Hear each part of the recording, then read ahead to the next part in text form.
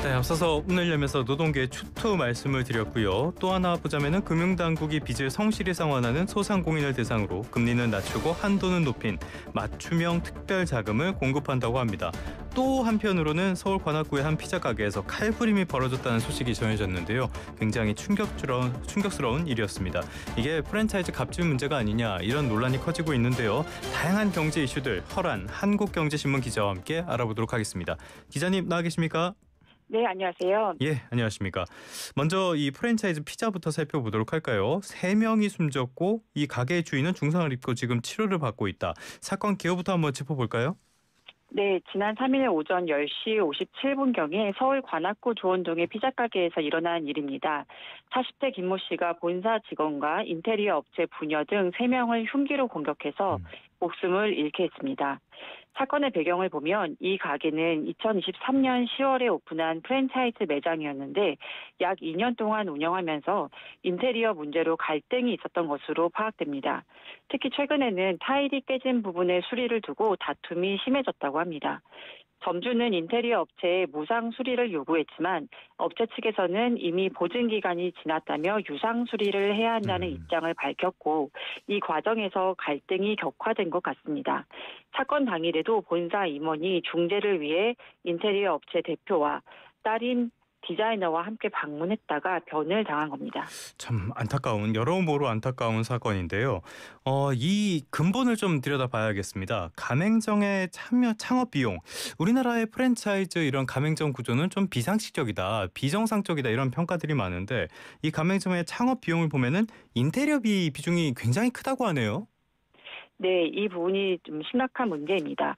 이번 사건이 일어난 프랜차이즈는 전국에 105개 가맹점이 있는데 창업 안내 사이트를 보면 임대료를 제외하고도 매장 개설 예상 비용이 5,300만 원이고 이 중에서 실내 공사와 인테리어가 1,500만 원을 차지합니다.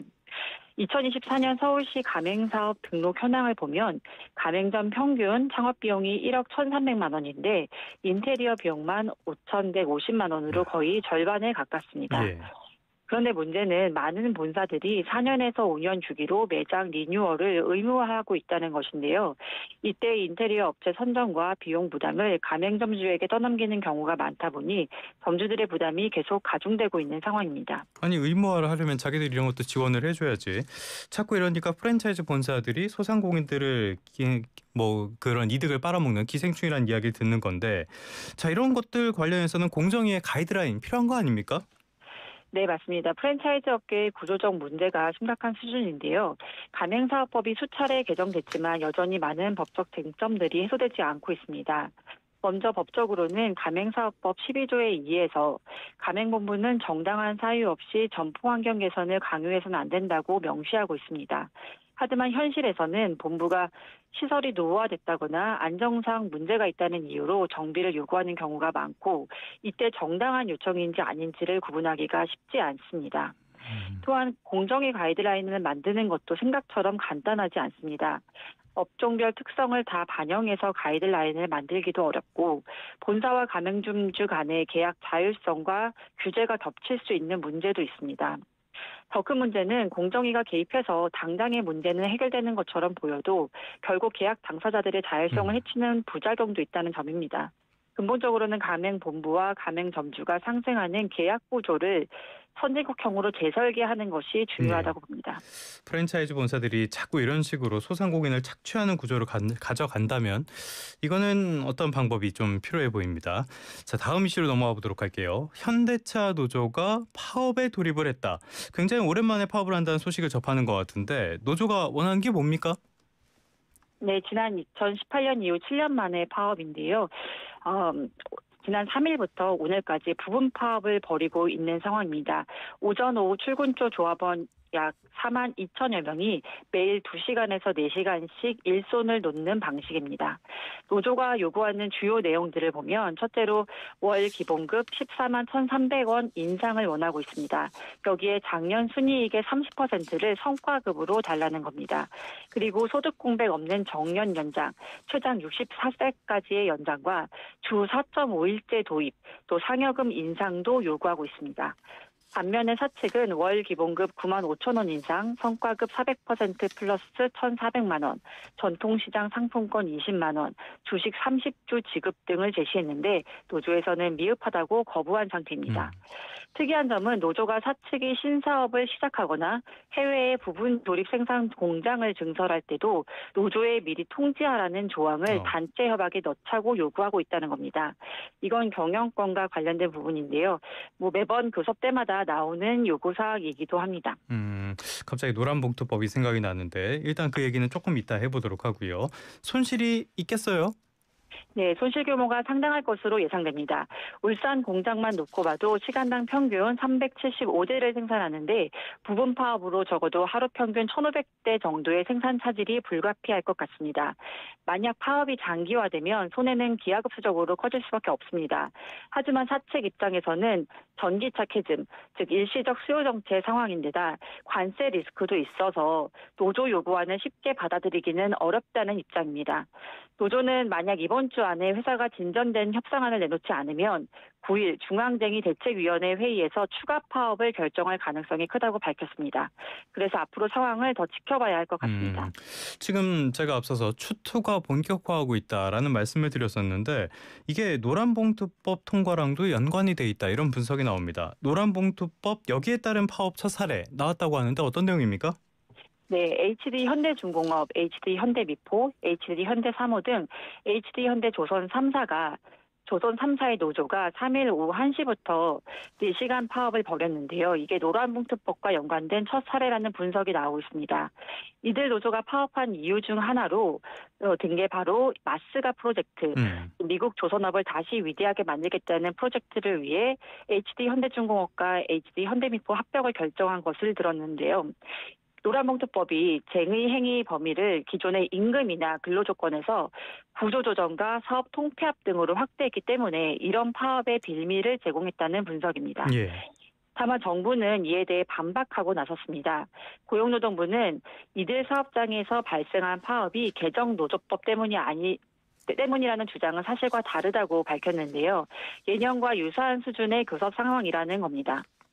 현대중공업 같은 경우 지난해에도 8월부터 11월까지 20차례 이상 부분 파업을 했었고 현대미포조선도 지난해 9월부터 10월까지 5차례 파업을 벌였거든요. 그래서 노란봉투법이 직접적인 영향을 미쳤다고 보기는 어렵다는 게 정부 입장입니다. 양쪽의 입장이 갈릴 것 같긴 한데 글쎄요. 정부 입장도 그렇게 확 와닿지는 않는 것 같습니다. 자, 이런 가운데 민주노총이 국회가 주도하는 사회적 대화에 참여하기로 했다. 민주노총이 지금까지 사회적 대화에는 계속 빠져왔었네요. 네, 전국민주노동조합 총연맹 민주노총이죠. 이 민주노총이 26년 만에 노사정 사회적 대화에 복귀하기로 했습니다. 민주노총 중앙위원회가 3일 회의를 열어서 제적 355명 중 261명이 참석한 가운데 142명이 찬성해서 국회의 사회적 대화 참여를 공식 결정했습니다. 민주노총은 1999년에 경제사회노동위원회 전신인 노사정위원회를 탈퇴한 이후 쭉 공식적인 노사정 대화에 불참해왔거든요. 네. 사회적 대화가 사실상 정부 정책을 관철하는 수단으로 이용되고 있다고 보았기 때문입니다. 매번 정권이 바뀔 때마다 민주노총의 경산호의 복귀가 주요 이슈가 됐지만 민주노총 내부의 강경 기조 때문에 실현되지 못했습니다. 문재인 정부 때도 마찬가지였고요. 그런데 변화의 계기가 된 건 우원식 국회의장이 작년에 국회에 사회적 대화기구 신설을 제안한 겁니다. 민주노총도 기존의 경산호의 대신 국회 주도의 사회적 대화기구에는 참여할 의향을 보인 건데요. 특히 민주노총 내부의 젊은 조합원들을 중심으로 강경 입장이 변화하기 시작한 것도 큰 요인이 되고 있습니다. 민주노총이 작년 11월 정책대회를 앞두고 실시한 자체 설문조사에서 조합원과 노동자에게 이익이 된다면 사회적 대화를 모색할 수 있다고 답한 비율이 85.6%에 달했습니다. 이재명 대통령이 또 정년 연장이나 주 4.5일제 같은 노동 현안을 사회적 대화를 통해 추진하겠다고 하면서 민주노총 참여로 이런 정책들의 도입이 한층 더 빨라질 것으로 보입니다. 그런데요. 이재명 대통령이 4일에 양대 노총 위원장들을 대통령실에서 만났잖아요. 여러 이야기들을 한 것 같던데 어떤 이야기들 했습니까? 네, 이재명 대통령이 4일 양대노총 위원장들과 만난 자리에서 솔직한 이야기들을 많이 했습니다. 가장 인상적이었던 건 저는 기업인에게 친노동이라고 욕먹고 노동자들이 보면 기업 편을 너무 많이 든다고 생각할 수 있겠다고 한 말입니다. 그러면서 옛날에는 노동자 편이었는데 요즘은 아닌 것 같다고 생각할지도 모르겠다며 제가 편이 어디 있겠나 모두 잘 되게 해야 한다고 밝혔습니다. 그리고 노사 간 대화의 중요성을 계속 언급했습니다. 대통령은 우리 사회의 제일 큰 과제가 포용과 통합인데 노동자와 사용자가 대화해야 하지 않겠냐라면서 대화에서 오해를 풀고 적대감 같은 것도 해소하고 진지하게 팩트에 기반해서 입장 조정을 위한 토론을 해야 한다고 했거든요. 특히 주목할 부분은 고용 안정성과 유연성을 언급한 겁니다. 대통령은 우리 사회가 근본적으로 한 단계 도약하려면 사회 안정망 문제, 기업 부담 문제, 고용의 안전성과 유연성 문제를 터놓고 논의해야 한다고 했습니다. 이 대통령은 현재 노동시장 구조의 악순환을 지적하면서 기업이 고용 경직성 때문에 정규직을 뽑지 않고 비정규직화나 외주화를 선택하고 있으며 그러면서 노동자들은 좋은 일자리가 자꾸 사라지는 악순환이 반복된다고 보고 있습니다. 말씀은 맞는 말씀인데 앞서서 노란봉투법이라든지 이런 것들이랑은 또 기조가 다른 이야기라서 어떤 방향인지 좀 헷갈리긴 합니다. 자, 다음 이슈 한번 살펴보도록 할까요? 금융당국이 소상공인들을 대상으로 신규 자금 10조 원을 공급한다. 구체적으로 어떤 내용입니까? 네, 금융위원회가 4일 발표한 내용인데 빚을 성실히 상환하는 소상공인을 대상으로 맞춤형 특별자금 10조 원을 공급한다는 계획입니다. 우선 중소기업은행과 신용보증기금의 소상공인 더드림 패키지를 통해서 특별 신규자금 10조 원을 공급하기로 했습니다. 여기서 중요한 건 우대금리, 보증료 감면 등 조건이 훨씬 좋아진다는 겁니다. 우대금리가 기존 최대 1.3%포인트에서 1.5%에서 1.8%포인트까지 확대 적용되고 보증료도 최대 0.3포인트 추가 감면이 적용됩니다. 대출 한도도 66% 이상 늘려서 추가 자금 조달을 지원한다고 합니다. 예를 들어서 코로나19 관련 지원 상품에서 6천만 원까지만 대출받을 수 있었던 소상공인이라면 이제 동일한 신용이나 재무 조건에서 1억 원까지 빌릴 수 있게 되는 겁니다. 창업 7년 이내 소상공인에게는 시설 운전 자금과 컨설팅 등으로 2조 원이 특별 지원됩니다. 금리 우대가 최대 3.5%포인트 적용되니까 차주에 따라서는 최저 1%대 금리도 가능하다고 합니다. 성장이 유망한 소상공인에게는 가치성장 대출 1조 5천억 원을 공급하고 운전시설 자금을 최대 30억 원 한도로 빌려주기도 합니다. 경영애로가 심한 경우를 대비해서 위기지원 대출 등 총 2조 5천억을 내년 상반기까지 한시적으로 공급하기로 했습니다. 여기에 시중은행도 3조 3천억 원 규모의 소상공인 성장 촉진 보증을 출시해서 힘을 보태기로 했습니다. 소상공인들이 한계 상황인 건 우리가 다 잘 알고 있죠. 필요한 조치이긴 한데 연명 대책도 중요하지만은 근본적인 구조조정 같은 그런 대책들도 논의해야 할 시점이 아닌가 싶습니다. 지금까지 허란 한국경제신문 기자와 함께했습니다. 오늘 말씀 고맙습니다. 감사합니다. 이거 LG 맞죠? LG는